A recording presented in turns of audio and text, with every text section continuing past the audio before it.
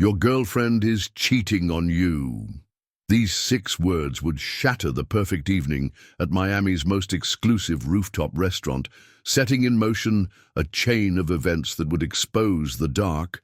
Tonight, you're about to witness how one waitress's moment of courage turned a millionaire's world upside down, and how his response would surprise everyone who thought they knew what money and power really meant. If you're ready to see how truth, betrayal, and unexpected compassion collided in the most dramatic way possible, hit that like button right now, subscribe to our channel, and ring that notification bell. Because this story will show you that sometimes the most powerful people are the ones with the biggest hearts, and that real wealth isn't always measured in dollars. Trust me. What happens next will restore your faith in human decency when you least expect it. Let's dive into this unforgettable night where everything changed with a whisper. The Miami skyline glittered like scattered diamonds against the velvet night sky as the city's elite gathered at Eleve, the most exclusive rooftop restaurant in South Beach.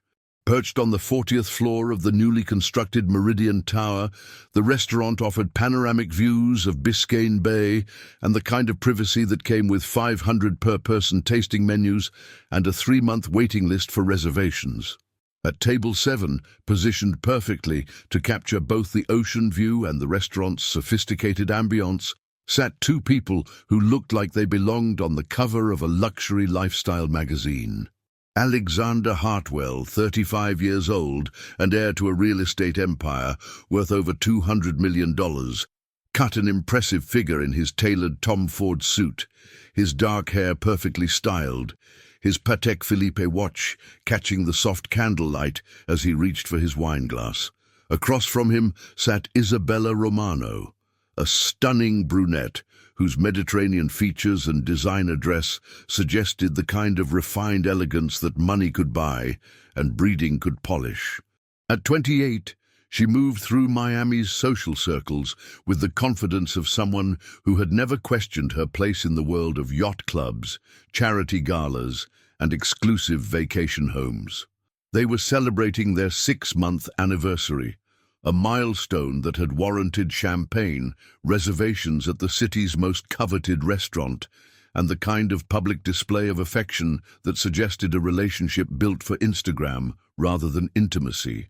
Maya Rodriguez moved between the tables with the practiced grace of someone who had learned to navigate the delicate ecosystem of high-end hospitality. At 24, she had been working at Eleve for 8 months, long enough to recognize the subtle hierarchies that governed Miami's wealthy social scene, the unspoken rules that determined who mattered and who simply served. Her uniform was impeccable, black dress that was elegant without being flashy, comfortable heels that could carry her through a 12-hour shift, hair pulled back in a style that was professional, but not severe. Nothing about her appearance suggested that she was working 3 jobs to support her younger brother's college tuition, or that she sent half her paycheck to her mother in Honduras, or that she had dreams beyond carrying plates and opening wine bottles for people who never looked at her face. Maya had served Alexander Hartwell's table many times over the past few months. He was a regular customer, always polite, always generous with tips, always accompanied by beautiful women who seemed to rotate through his life like seasonal fashion accessories. Isabella had been the constant for the past 6 months, longer than most, which had led to speculation among the staff about engagement rings and wedding announcements. "The view is incredible tonight," Isabella was saying, her voice carrying the practiced enthusiasm of someone who had learned to fill conversational space with pleasant observations. "You can see all the way to Fisher Island. It's one of the reasons I invested in this building," Alexander replied, cutting into his Wagyu beef with the precision of someone who had never doubted his right to the finest things in life. "Location is everything in real estate, as my father always said." Maya had just finished serving their appetizer course and was moving toward the kitchen when she noticed the commotion near the elevator. A man had entered the restaurant, his appearance disheveled and desperate, his eyes scanning the dining room with the intensity of someone searching for something specific. The maitre d' was approaching him with the diplomatic but firm manner that expensive restaurants employed to handle uninvited guests, but something about the man's expression made Maya pause in her duties. "Sir, I'm sorry, but we're fully booked this evening," the maitre d' was saying in the tone that suggested the conversation was already over. "Perhaps I could arrange something for you at one of our other properties. I'm looking for my wife," the man interrupted, his voice carrying a note of desperation that cut through the restaurant's refined atmosphere. "Isabella Romano. She's here with someone, and I need to speak with her." Maya felt her stomach drop. Isabella Romano, the woman currently celebrating her anniversary with Alexander Hartwell, the woman who had been introduced to the staff as Alexander's girlfriend, the woman whose left hand Maya had noticed was conspicuously free of any wedding rings. The man was in his 40s, well-dressed but rumpled, with the appearance of someone who had been searching for answers in all the wrong places. His eyes swept the dining room until they landed on table 7, where Isabella was laughing at something Alexander had said, her hand resting intimately on his arm. "Isabella!" the man called out, his voice carrying across the restaurant despite the maitre d's attempts to quiet him. "We need to talk." The dining room fell silent as every conversation stopped, every head turned toward the unfolding drama. Isabella's face had gone pale, her expression shifting from surprise to fear to something that looked suspiciously like guilt. Alexander looked confused, his gaze moving between Isabella and the stranger who was now being escorted toward their table by restaurant security. "Do you know this man?" Alexander asked Isabella quietly, though his words were audible in the sudden silence that had fallen over the restaurant. I can explain," Isabella began, but her voice was barely a whisper. "Explain what?" the man demanded, now standing directly beside their table, despite the security guards flanking him. "Explain why my wife is having dinner with another man while I'm at home taking care of our children?"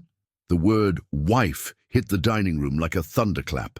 Alexander's face went through a series of expressions, confusion, realization, and finally a kind of cold fury that Maya had never seen before. "Wife?"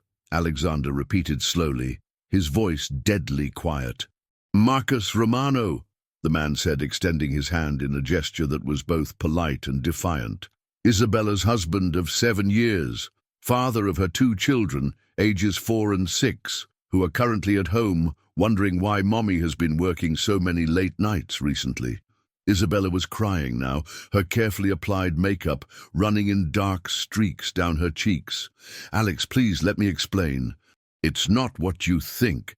It's exactly what I think," Alexander said, standing up from the table with the kind of controlled movement that suggested a man barely containing his rage.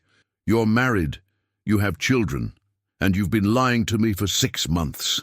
The security guards were trying to manage the situation, to minimize the disruption to the other diners, but the drama was too compelling for the wealthy audience to ignore. Phones were discreetly emerging from designer purses, social media posts were being crafted, and the story was already beginning to spread through Miami's gossip networks. Maya found herself frozen beside a nearby table, a pitcher of water in her hands, watching the destruction of what she had thought was a fairy tale romance. But as she observed the scene more closely, she began to notice details that others might have missed. Marcus Romano wasn't angry. He was heartbroken. His desperation wasn't the rage of a possessive husband, but the pain of someone who had been abandoned by the person he loved most.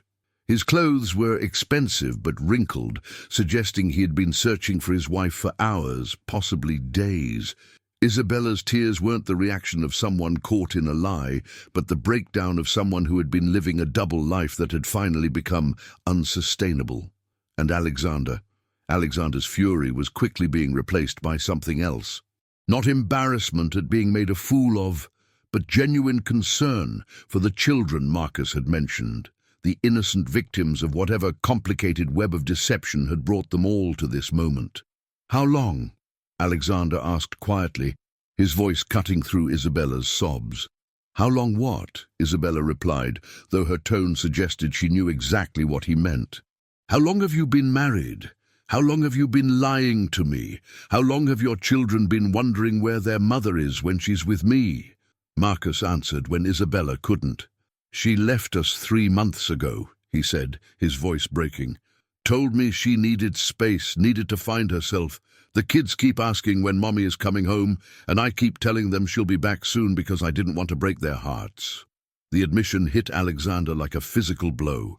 For 3 months, while he had been falling in love with a woman he thought was free to love him back, her children had been waiting for their mother to come home.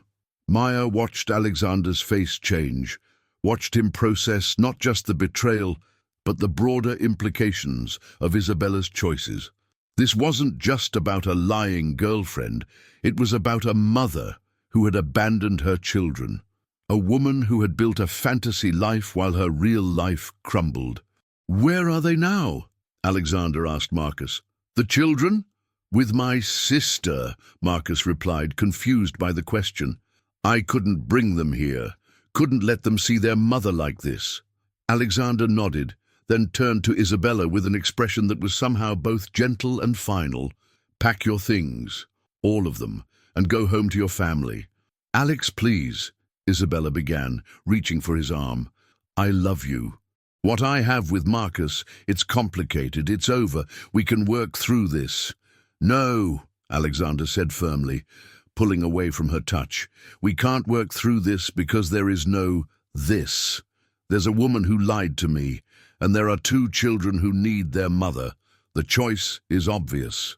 He turned to Marcus, extending his hand in a gesture that was both apology and alliance. I'm sorry. I had no idea she was married, no idea about your children. If I had known... You would have what? Marcus asked, not unkindly. I would have told her to go home where she belongs, Alexander said simply. As security finally succeeded in moving the conversation away from the dining room and toward the elevator, Maya found herself following at a distance, drawn by something she couldn't quite name.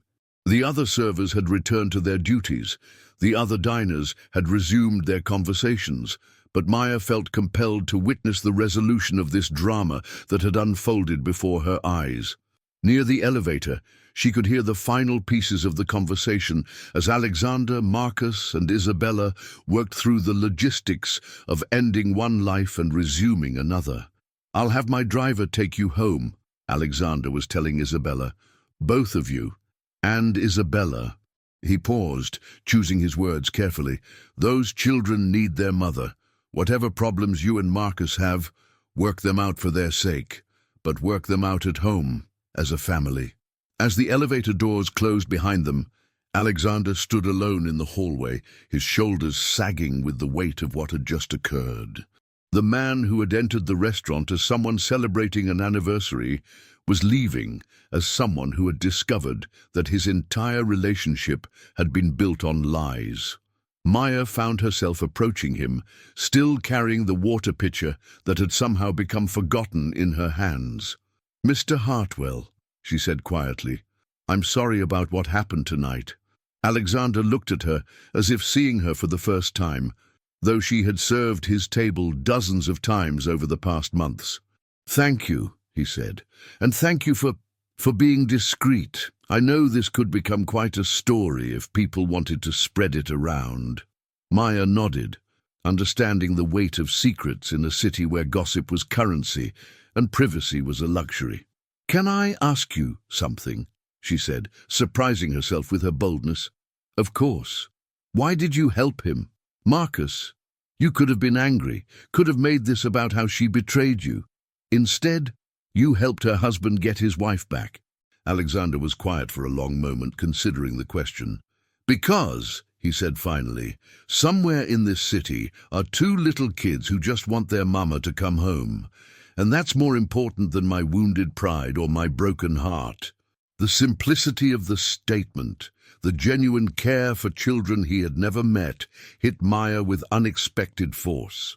In a world where wealth often seemed to correlate with selfishness, Here was a millionaire whose first thought had been for innocent children rather than his own pain. As Alexander walked toward the elevator, Maya made a decision that would change both of their lives forever. "Mr. Hartwell," she called out, "wait. Ndee, if this incredible moment of unexpected compassion has touched your heart like it touched mine, if you're amazed by Alexander's immediate concern for children he'd never met over his own heartbreak, then please show your support by hitting that like button and subscribing to our channel. Because what Maya is about to tell him and what Alexander decides to do about it will absolutely blow your mind and restore your faith in human kindness. Trust me, this story is just getting started, and you won't want to miss what happens next." Alexander turned back, his expression curious but patient despite everything that had just happened. Maya felt her heart racing, knowing that what she was about to say would cross every professional boundary she had been taught to maintain as a server in an upscale restaurant. "There's something you should know," Maya said, her voice barely above a whisper. "Something I saw that maybe explains some things." "What do you mean?" Maya glanced around the hallway, making sure they were alone. 3 weeks ago, Mrs. Romano, Isabella, she was here. But not with you, she was with another man, someone I'd never seen before. They were intimate, very intimate, and she introduced him to the staff as her fiancé. The words hung in the air between them like a confession that couldn't be taken back. Alexander's face went through a series of expressions: surprise, understanding, and finally a kind of resigned sadness. "So it wasn't just her husband she was lying to," he said quietly. "No, sir. I think she was living multiple lives. With you, with her husband, and with at least one other man, maybe more." Alexander leaned against the wall, the weight of this revelation adding to the emotional exhaustion of the evening. "Why are you telling me this?" Maya had been asking herself the same question since she had decided to speak up. Why risk her job, her professional reputation, to share information that would only hurt someone who was already in pain? "Because," she said finally, "what you just did in there, putting those children first, helping a stranger get his wife back even though she had betrayed you, that's not something wealthy people usually do. At least not the wealthy people I serve every night." "What do you mean?" Maya looked down at the water pitcher still clutched in her hands, gathering courage for what she wanted to say next. "Most of the men who come to this restaurant, when they find out they've been lied to or cheated on, they get revenge. They destroy reputations, they ruin careers, they use their money and power to hurt people. You could have humiliated Isabella in front of everyone, could have made sure her husband never took her back, could have ruined her life just because she ruined your evening." She looked up, meeting his eyes directly. "Instead, you made sure she got home safely to her children. You helped a heartbroken father get his family back, and you did it immediately, without thinking about yourself first." Alexander was quiet for a long moment, processing both Maya's words and the fuller picture of Isabella's deception that was now emerging. "Those children," he said finally, "they didn't choose any of this. They're just innocent kids who want their mother to come home. How could I make their situation worse just to make myself feel better?" The simple humanity of his response, the automatic prioritization of children's well-being over his own pain, confirmed Maya's instinct that there was something different about Alexander Hartwell. "Can I ask you another question?" Maya said. "Sure. What are you going to do now?" Alexander's laugh was bitter but not unkind. "I have no idea. 6 months of my life just turned out to be completely fake. The woman I thought I was falling in love with is married with children and apparently engaged to someone else. I'm not exactly sure what the protocol is for this situation." Maya found herself thinking about the conversation she had overheard between Isabella and the other man 3 weeks earlier, about the fragments of their relationship that had seemed strange at the time, but now made terrible sense. "Mr. Hartwell," she said carefully, "I think there might be more to this than just the cheating." "What do you mean?" The man Isabella was with 3 weeks ago. He was asking her about investments, about property deals, about your business. At the time, I thought he was just making conversation, but now—" Alexander's expression sharpened, his business instincts engaging despite his emotional exhaustion. "What exactly did you hear?" Maya closed her eyes, trying to recall the specific details of a conversation she had only been half listening to at the time. "He was asking about your development projects, about which properties you were planning to purchase next. She was telling him about meetings you had taken her to, about contracts she had seen at your apartment. She seemed to know a lot about your business for someone who was supposedly just your girlfriend." That is, the implications of what Maya was suggesting began to dawn on Alexander. If Isabella had been sharing confidential business information with other people, if she had been using their relationship to gather intelligence about his real estate empire, then her betrayal went far beyond simple infidelity. "Industrial espionage," he said quietly. "She was using our relationship to spy on my business." "It would explain a lot," Maya said. "Why she stayed with you for 6 months when she seems to have a pattern of multiple relationships. Why she was always so interested in your work, always asking questions about your deals." Alexander pulled out his phone, his fingers moving quickly as he scrolled through his contacts. "I need to call my attorney," he said. "If she had access to confidential information about upcoming property acquisitions, if she was sharing that information with competitors—" He trailed off, the business implications of Isabella's betrayal beginning to overshadow the personal ones. "Mr. Hartwell," Maya said gently, "there's something else." Alexander looked up from his phone, his expression suggesting he wasn't sure he could handle any more revelations. "The man she was with 3 weeks ago, I recognized him from the financial news. He's Marcus Webb, the CEO of Webb Development Group." Webb Development Group was one of Alexander's biggest competitors in the Miami real estate market, a company that had been mysteriously successful at outbidding Alexander on several major projects over the past few months. "Son of a bitch," Alexander said quietly. "She wasn't just cheating on me with random men, she was feeding information to my business competitors." The elevator arrived with a soft chime, and Alexander stepped inside, his mind clearly racing with the implications of what Maya had told him. "Maya," he said as the doors began to close, "thank you for telling me the truth, for risking your job to make sure I knew what I was really dealing with." "Wait!" Maya called out, surprising herself again with her boldness. The elevator doors reopened, and Alexander looked at her questioningly. "I get off work at midnight," she said, her heart pounding with the audacity of what she was about to suggest. "If you want to talk more about what I overheard, about what this might mean for your business, I could meet you somewhere private." Alexander studied her face, clearly trying to understand her motivations. "Why would you do that? Why would you get involved in something that's not your problem?" Maya thought about all the wealthy customers she had served over the past 8 months, about their casual cruelty and thoughtless arrogance, about the way they treated service staff as invisible extensions of the furniture. "Because," she said, "tonight you proved that not all rich people are terrible.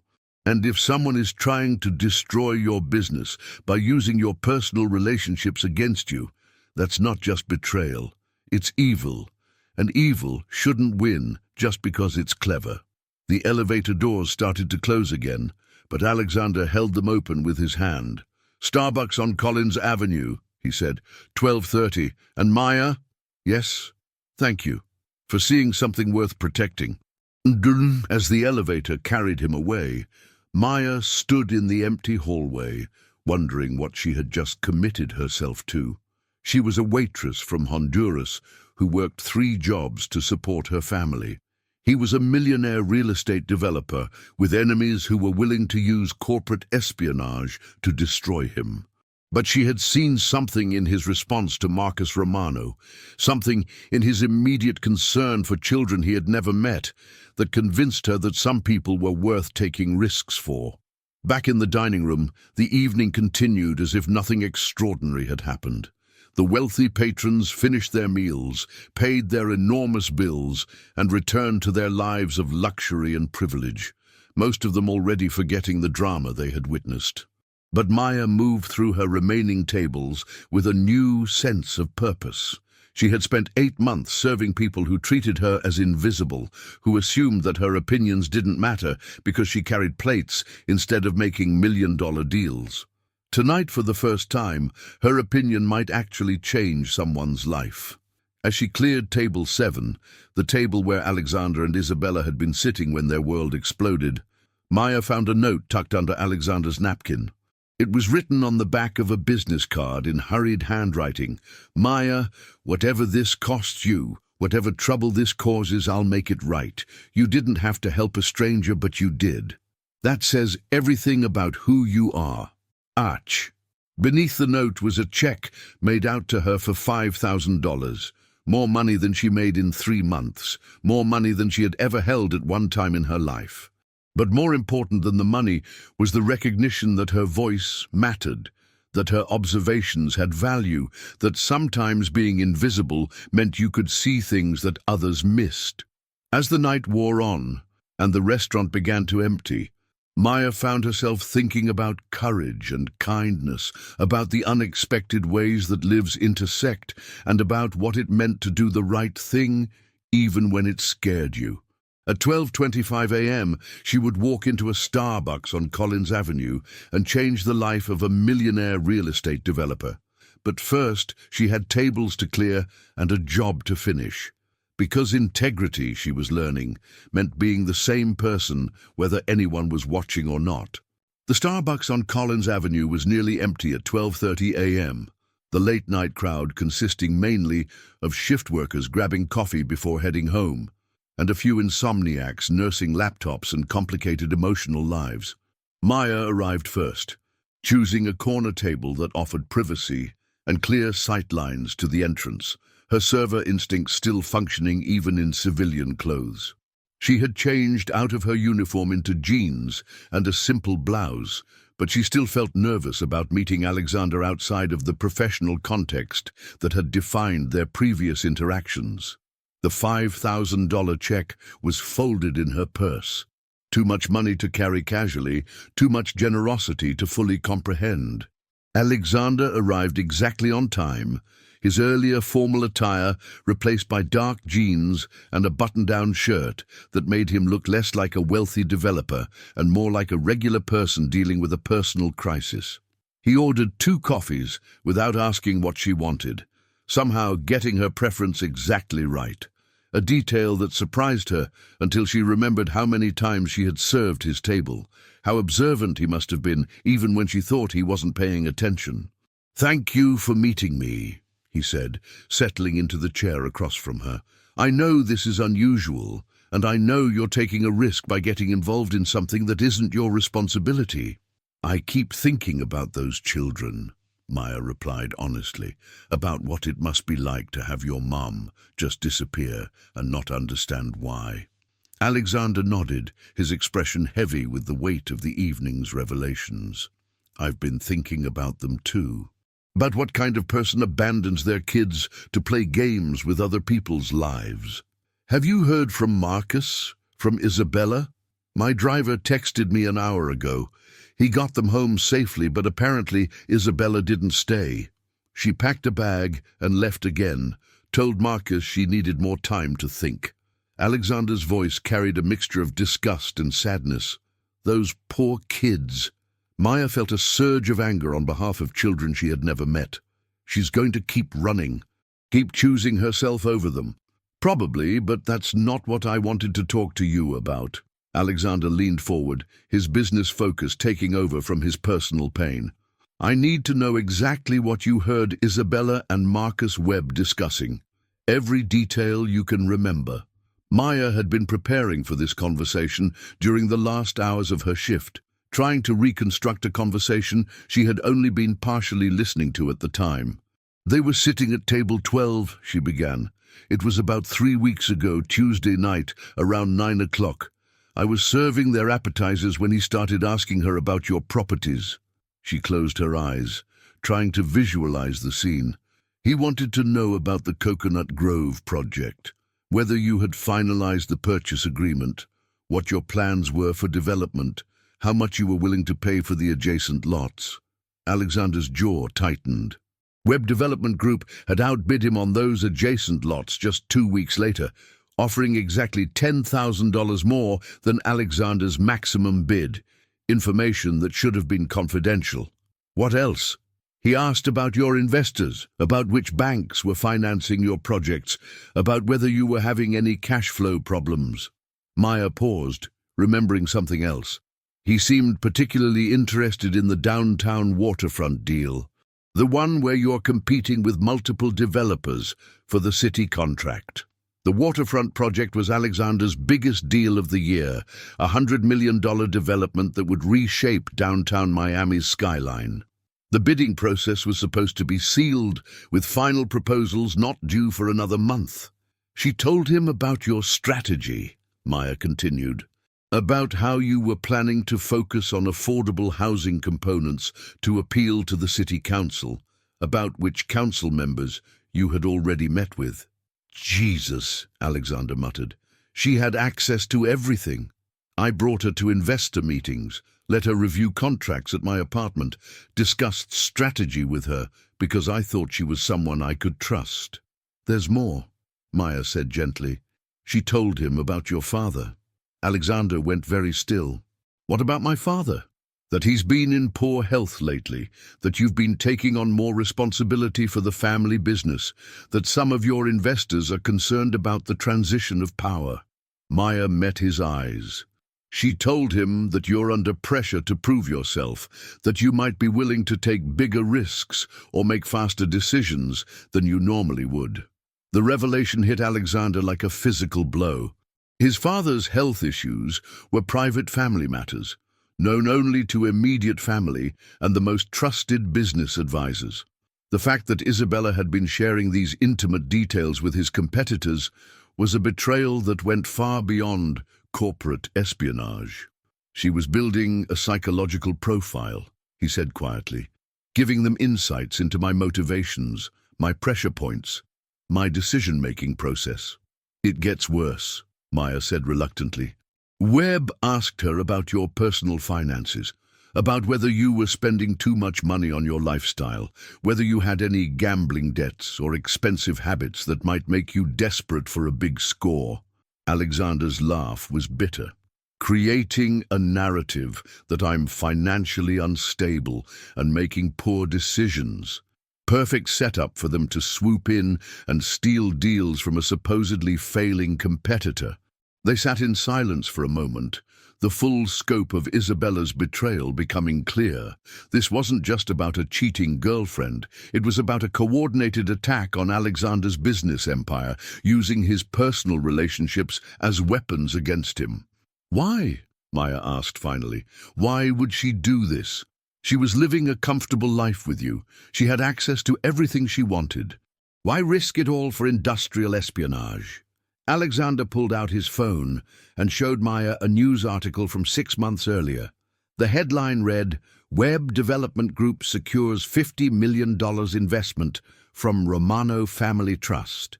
Maya stared at the screen, the pieces finally clicking into place. Romano, she said, like Isabella Romano, like Marcus Romano.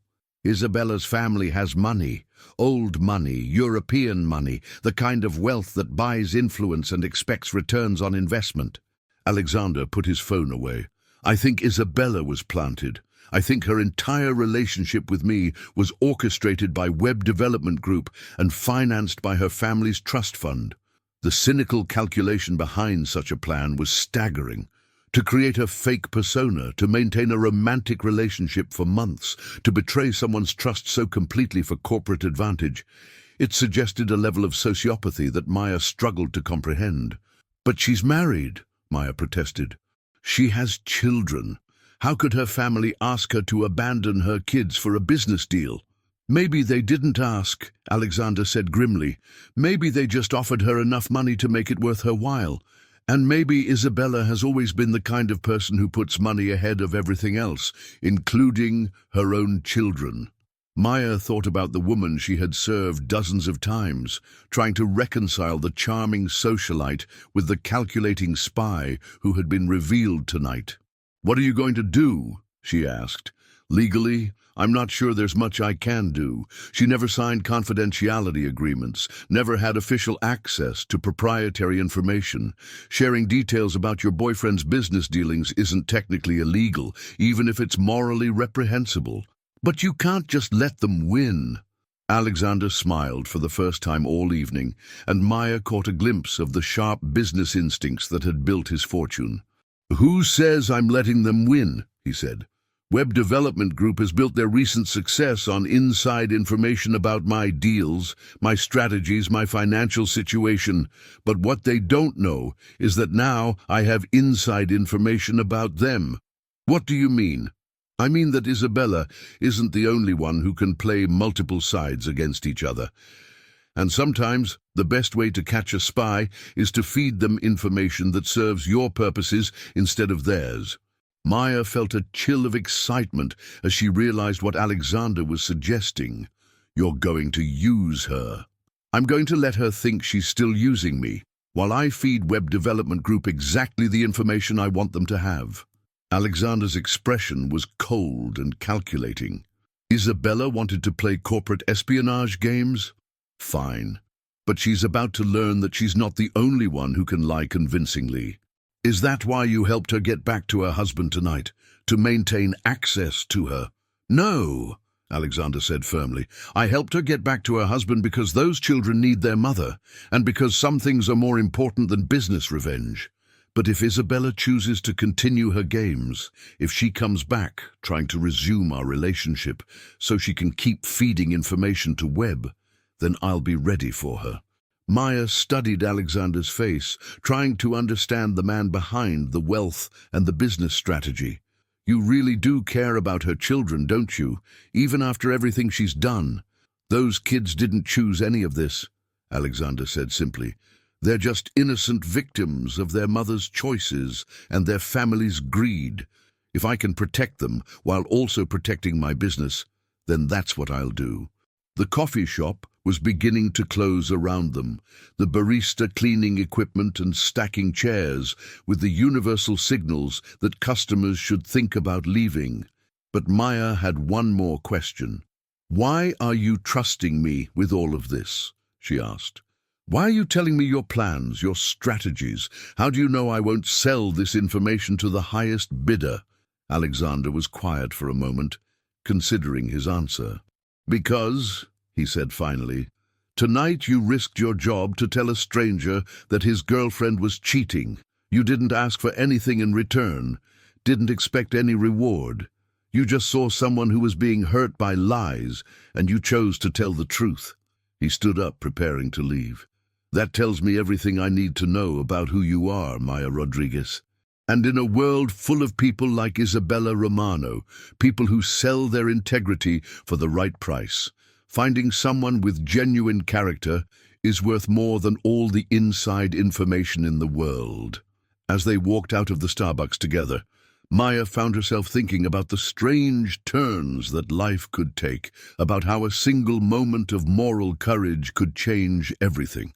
Tomorrow, she would return to her job as a server at Elevate, moving invisibly through the world of the wealthy elite. But she would no longer be just a waitress observing their drama from the sidelines. She would be Alexander Hartwell's secret ally, his eyes and ears in a world where loyalty was bought and sold, where trust was a luxury few could afford. And if Isabella Romano thought she was the only one who could play games with other people's lives, she was about to discover just how wrong she could be. The war for Alexander's business empire was about to begin, and the most unlikely soldier had just volunteered for active duty. 2 weeks after the confrontation at Elevate, Maya was refilling water glasses at table 12 when she saw Isabella Romano walk back into the restaurant. The woman looked different, thinner, more fragile, with the carefully applied makeup that couldn't quite hide the evidence of recent tears. She was alone, scanning the dining room with obvious nervousness until her eyes landed on Alexander, who was having dinner with what appeared to be potential business partners. Maya felt her heart rate spike as Isabella approached Alexander's table, her body language that of someone preparing to deliver a carefully rehearsed performance. "Alex," Isabella said softly, interrupting his business conversation with the kind of dramatic timing that suggested she had been watching from the bar, waiting for the right moment. "I'm so sorry to interrupt, but I really need to speak with you." Alexander looked up with an expression of mild surprise that Maya recognized as completely artificial. They had been planning for this moment for 2 weeks, strategizing about how to handle Isabella's inevitable attempt to resume contact. "Isabella," Alexander said coolly, "I wasn't expecting to see you here. Could we talk privately, please? I know I don't have the right to ask for anything from you, but there are things I need to explain. Things you don't understand about my situation." Alexander glanced at his dinner companions, 2 investors from New York, who were genuinely unaware of the drama they were witnessing. "I'm in the middle of a business dinner. Perhaps we could speak tomorrow." "It can't wait," Isabella said, her voice carrying a note of desperation that seemed authentic. "Please, Alex, 5 minutes. I'll explain everything, and then I'll leave you alone forever, if that's what you want." Maya watched the performance with fascination and disgust. Every gesture, every inflection, every tear seemed calculated to manipulate Alexander's emotions and bypass his rational defenses. Alexander sighed, apparently giving in to Isabella's plea. "Gentlemen, would you excuse me for a few minutes? Maya, could you make sure they have everything they need?" As Alexander and Isabella moved to a quiet corner of the restaurant, Maya approached the investors' table with professional courtesy, but her attention was focused on the conversation happening 20 feet away. "I know you hate me," she heard Isabella say, her voice pitched perfectly between remorse and vulnerability. "I know what I did was unforgivable. But Alex, you have to understand, I was trapped. Marcus, my husband, he's not the man you think he is." "What do you mean?" Alexander asked, playing his role perfectly. "He's abusive," Isabella said, the words delivered with practiced hesitation. "Emotionally, financially, he controls every aspect of my life, monitors my spending, threatens to take the children away if I try to leave. When I met you, when I started feeling safe for the first time in years, I couldn't bear to tell you the truth about my situation." Maya felt sick listening to the lies. She had seen Marcus Romano the night of the confrontation. He had been heartbroken, desperate, concerned primarily about his children's well-being. Nothing about his behavior suggested an abusive controller. Everything suggested a loving father trying to save his family. "Why didn't you tell me?" Alexander asked, his voice carrying exactly the right note of concern. "Because I was ashamed. Because I was afraid you wouldn't want to get involved in such a complicated situation. Because I thought if I could just figure out how to leave him safely, we could have a real relationship without all the lies." Isabella reached for Alexander's hand across the small table where they were sitting, her touch carefully calibrated to seem both vulnerable and inviting. "I know I've lost your trust," she continued. "I know I've hurt you terribly, but if you could give me another chance, if you could help me figure out how to leave my marriage safely, we could start over, we could build something real together." Maya watched Alexander's face, seeing him struggle with what appeared to be genuine internal conflict. His performance was flawless. He looked like a man whose heart was at war with his head, whose love for Isabella was battling against his rational knowledge that she had betrayed him.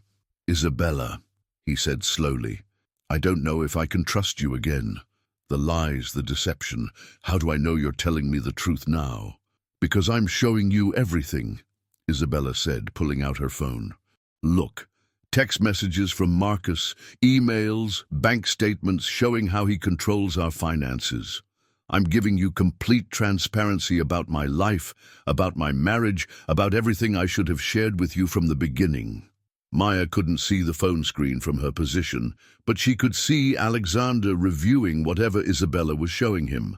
His expression suggested he was taking it seriously, considering the evidence she was presenting. "These texts," Alexander said finally. They're pretty controlling, pretty harsh. That's who he really is, Isabella said, tears beginning to flow again. That's the man I've been trapped with for 7 years, the man I was trying to escape when I fell in love with you. Alexander was quiet for a long moment, apparently weighing Isabella's story against his previous understanding of the situation. What about the children? He asked. If you leave Marcus, what happens to them?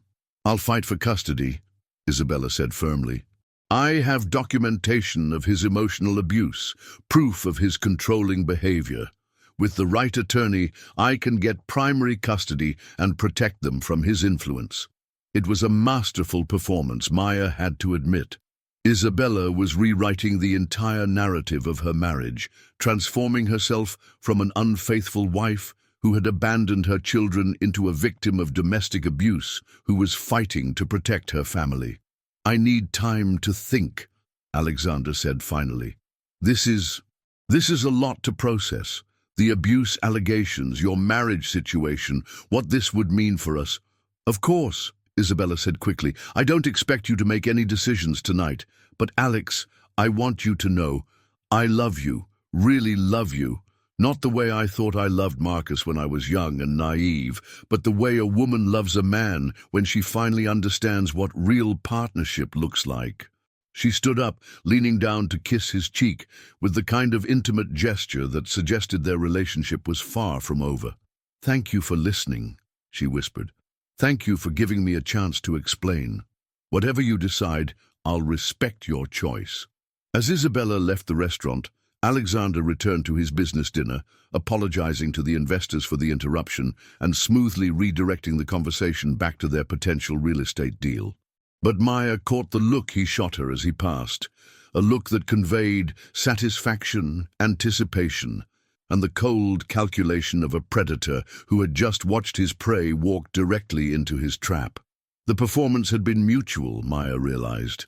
Isabella thought she had manipulated Alexander into considering reconciliation, but Alexander had been manipulating her into revealing her new strategy, her backup lies, her alternative approach to maintaining access to his business information. Later that evening, as Maya finished her shift, she found another note from Alexander tucked under a coffee cup at table 12. She took the bait. Meet me tomorrow night, same place, same time. We need to discuss the next phase of her education in the consequences of betrayal. And Maya, tonight you saw what real acting looks like. Remember that skill. You might need it sooner than you think. Ah. Maya folded the note carefully, her mind racing with the implications of Alexander's words. Isabella's war against his business empire was escalating, and Maya was no longer just an observer.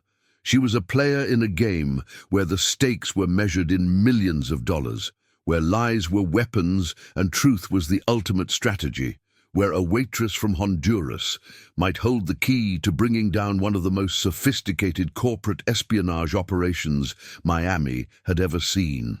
But first, she had to survive long enough to see how it all ended. The next evening's meeting at Starbucks revealed the full scope of Alexander's counter-strategy, and Maya found herself both impressed and slightly terrified by the complexity of the plan he had developed. Isabella's new story is actually brilliant, Alexander admitted, spreading copies of the text messages and emails she had shown him across their corner table. She's created a completely alternative narrative that explains away every red flag from our previous relationship. Maya examined the evidence Isabella had presented. The text messages from Marcus appeared controlling and harsh, full of demands about Isabella's whereabouts and threats about limiting her access to their children. The emails suggested a pattern of financial abuse, with Marcus allegedly restricting Isabella's spending and threatening to cut off her credit cards. These look real, Maya said, studying the messages. They are real, Alexander replied. That's what makes them so clever. But context is everything. He pulled out his own phone, showing Maya the same text message thread, but with timestamps and preceding messages that Isabella had carefully cropped out. Here's the full conversation, Alexander said. Marcus is asking where Isabella is because she didn't pick up their daughter from school and didn't answer her phone for 6 hours. He's threatening to limit her access to the children because she disappeared for 3 days without explanation, leaving him to handle parental responsibilities alone. Maya read through the complete message thread, seeing how Isabella had transformed a concerned father's frustration into evidence of abusive control. The financial emails are the same story, Alexander continued. Marcus is asking Isabella to discuss major purchases with him because she spent $12,000 on a handbag while he was trying to save money for their daughter's medical bills. He's asking her to account for her spending because she withdrew $20,000 in cash without explanation. She's not a victim, Maya said, understanding dawning. She's reframing normal marital communication as evidence of abuse. Worse than that, Alexander said grimly. She's preparing to use false domestic abuse allegations as her next weapon. If I were to publicly expose her corporate espionage activities, she would claim I was retaliating against a domestic violence survivor who was trying to escape her abusive husband. The cynical calculation behind such a strategy was breathtaking. Isabella was not only willing to destroy her own family for financial gain, but she was prepared to weaponize domestic violence allegations against innocent men who stood in her way. "What are you going to do?" Maya asked. Alexander's smile was cold and predatory. "I'm going to give her exactly what she wants. I'm going to reconcile with her, bring her back into my life, and make her think she successfully resumed her espionage operation." "That's dangerous," Maya protested. "If she has access to your business again, if she can continue feeding information to Web Development Group, she'll be feeding them exactly the information I want them to have," Alexander interrupted. "False information, misleading data, strategic misdirection designed to make them overconfident and careless." He pulled out a tablet showing Maya detailed financial projections and development plans. "For the past 2 weeks, I've been preparing a parallel set of business documents, fake contracts, false investor meetings, misleading financial reports. Everything Isabella sees, everything she shares with Webb, will be carefully crafted to lead them toward disastrous business decisions." Maya studied the fake documents, impressed by the sophisticated detail Alexander had put into his deception. "This is incredibly complex. How can you be sure Isabella will take the bait? Because she's already taken it," Alexander said with satisfaction. "Yesterday, she texted me asking if we could have lunch to discuss our future. She's confident that her victim narrative has worked, that she successfully manipulated me back into trusting her. And you're going to let her think that? I'm going to encourage her to think that. By the end of next week, Isabella Romano will believe she has complete access to my business operations, complete insight into my strategic planning, and complete control over my emotional decision-making." Alexander leaned forward, his expression intense. "What she won't realize is that every piece of information she steals, every insight she shares with Web Development Group is designed to destroy them. By the time they realize they've been playing with false intelligence, they'll have committed to deals that will bankrupt them and strategies that will ruin their reputation." Maya felt a chill of excitement mixed with apprehension. What happens when Isabella realizes you've been lying to her? What happens when she discovers that she's been played? "That's where it gets interesting," Alexander said. "Because by the time Isabella realizes she's been deceived, she'll have committed crimes that go far beyond simple corporate espionage." He pulled out another folder, this one containing legal documents that Maya didn't fully understand, but that looked official and intimidating. Industrial espionage, wire fraud, conspiracy to commit securities fraud, potentially racketeering charges if we can prove the Romano family trust was involved in coordinating the operation. "Annie?" Alexander's voice carried the satisfaction of someone who had found the perfect legal strategy. "Isabella wanted to play games with other people's lives and businesses. She's about to discover that those games have federal prison sentences attached to them. Maya stared at the legal documents, the full scope of Alexander's revenge becoming clear. This wasn't just about recovering stolen business intelligence or protecting his company from corporate espionage. This was about ensuring that Isabella Romano faced serious criminal consequences for her actions. What about her children?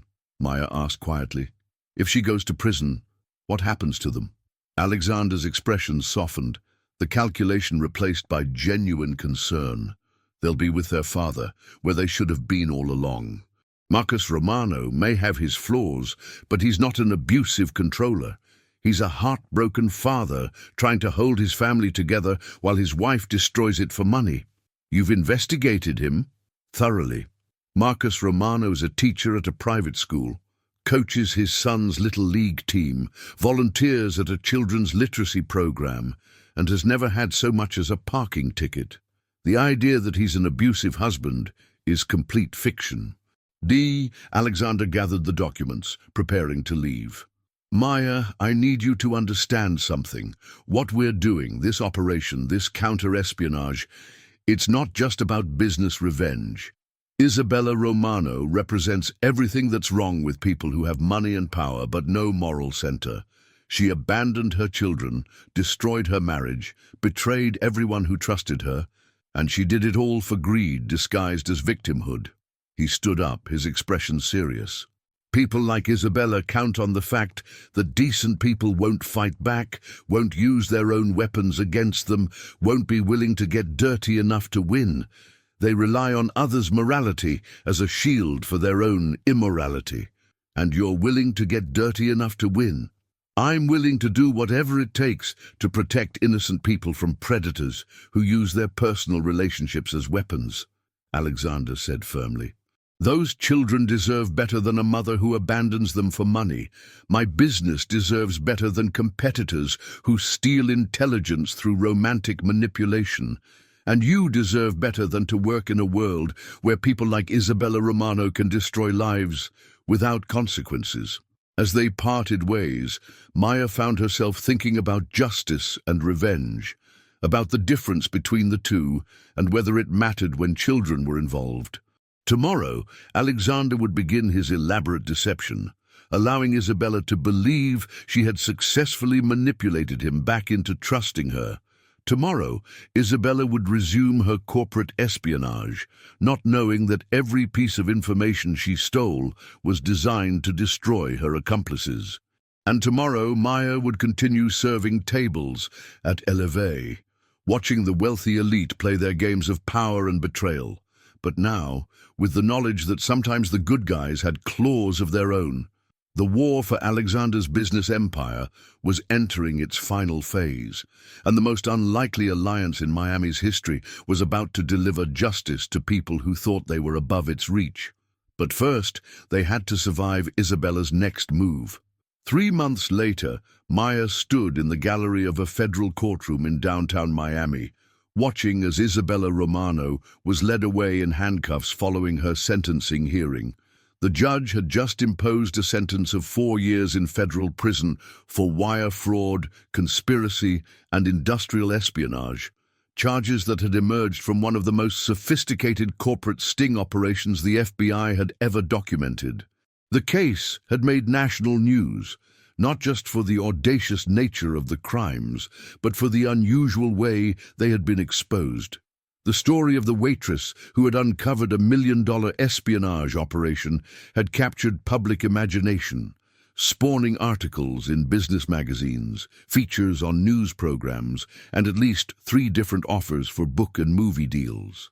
But Maya's attention was focused on the 2 small figures sitting in the front row of the gallery, Isabella's children, ages 4 and 6, who had been brought to the sentencing hearing by their father so they could say goodbye to their mother before she began her prison term. Marcus Romano looked older than he had that night at Elevée, worn down by months of legal proceedings, media attention, and the challenge of explaining to small children why their mother had made the choices she had made. But there was also a sense of relief in his posture, the weight of uncertainty finally replaced by the clarity of resolution. As the courtroom emptied, Maya found herself approached by a woman she didn't recognize, elderly, elegant, with the kind of refined bearing that spoke of old money and older values. "Miss Rodriguez," the woman said, "I'm Margaret Romano, Isabella's grandmother. I wanted to thank you for what you did." Maya was surprised. "I'm sorry. I don't understand." "You exposed my granddaughter's crimes," Margaret said simply. "You prevented her from destroying more lives, from teaching my great-grandchildren that lying and manipulation are acceptable ways to get what you want." The older woman's eyes were sad but determined. "The Romano family has money, Miss Rodriguez. Old money, European money, the kind of wealth that can insulate people from the consequences of their actions. Isabella grew up believing that her desires mattered more than other people's lives, that money could solve any problem and buy forgiveness for any sin." Margaret paused, looking toward the courthouse exit, where Marcus was helping his children into a car. "What you did, exposing her crimes, ensuring she faced real consequences, that was the first time in Isabella's life that her actions had prices she couldn't afford to pay. And it was the first time those children saw that choices have consequences, even for people with money and privilege." Maya wasn't sure how to respond to this unexpected gratitude from Isabella's own family. "I just told the truth about what I had observed," she said finally. "You chose to get involved when you could have stayed invisible," Margaret corrected. "You risked your job, your safety, your comfortable anonymity to protect people you didn't know. That's not just truth-telling, that's courage." After Margaret left, Maya remained in the courthouse lobby, thinking about the events that had brought them all to this moment. The elaborate sting operation that had exposed Isabella's crimes had worked perfectly.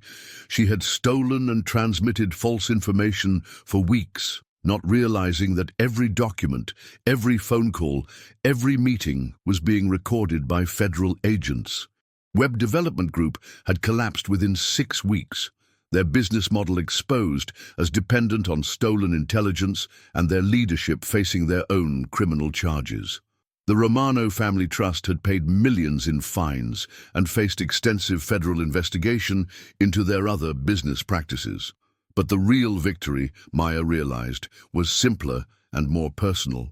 Marcus Romano's children would grow up with their father, supported by a grandmother who understood that love sometimes meant allowing consequences to teach lessons that wealth alone could never provide. "Maya," she turned to find Alexander approaching, his expression carrying a mixture of satisfaction and exhaustion. The past 3 months had been intense for both of them. FBI interviews, grand jury testimony, media attention, and the complex emotional work of processing betrayal and its aftermath. "How are you feeling?" he asked. "Strange," Maya admitted. "Relieved that it's over, but also, I don't know, sad, I guess. For those children, for what they've lost." "They haven't lost anything," Alexander said gently. "They've gained the chance to grow up with parents who tell them the truth, who teach them that actions have consequences, who show them that love means protecting people rather than using them." He was right, Maya knew. Marcus Romano had proven himself to be everything Isabella had falsely accused him of not being: a devoted father, a patient partner, a man who put his children's well-being ahead of his own pain and embarrassment. "What happens now?" Maya asked. Alexander smiled, and for the first time in months it reached his eyes. "Now I go back to building real estate developments with honestly obtained information. Now you decide whether you want to continue working at Elevate or consider some of the other opportunities that have been presented to you." Over the past month, Maya had received job offers from 3 different law enforcement agencies, 2 private investigation firms, and a consulting company that specialized in corporate security. Her unique combination of observation skills, discretion, and moral courage had apparently created a career path she had never imagined possible. "What would you do?" she asked. "I'd choose whatever allows you to keep using your voice, To protect people who need protecting, Alexander said. Whether that's serving tables and watching for predators, or working with the FBI to catch white-collar criminals, or starting your own consulting firm to help businesses identify internal threats. He paused, looking out at the Miami skyline visible through the courthouse windows. What you taught me, Maya, is that real power isn't about money or influence or the ability to manipulate other people. Real power is about choosing to do the right thing when it's difficult, when it's risky, when it costs you something important. As they walked out of the courthouse together, Maya found herself thinking about the strange journey that had brought a waitress from Honduras and a millionaire real estate developer into alliance against corporate espionage and family destruction. 6 months ago, she had been invisible, serving tables and avoiding attention while wealthy customers discussed their lives and business dealings as if she weren't even present.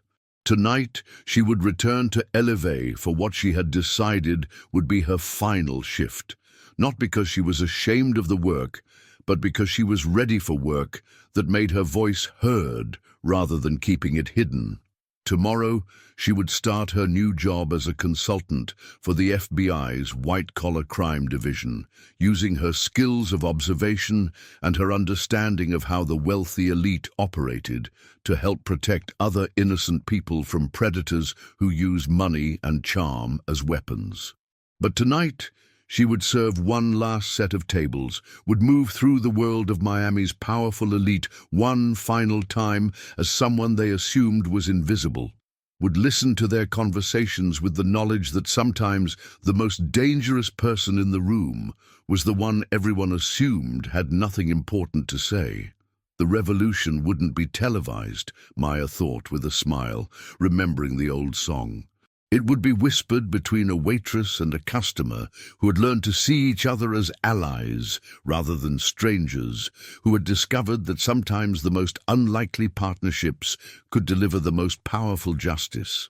And sometimes, if you were very lucky and very brave, it would echo through federal courtrooms and corporate boardrooms, reminding everyone that the most important battles were fought not by armies or politicians, but by ordinary people who refused to let extraordinary evil go unopposed.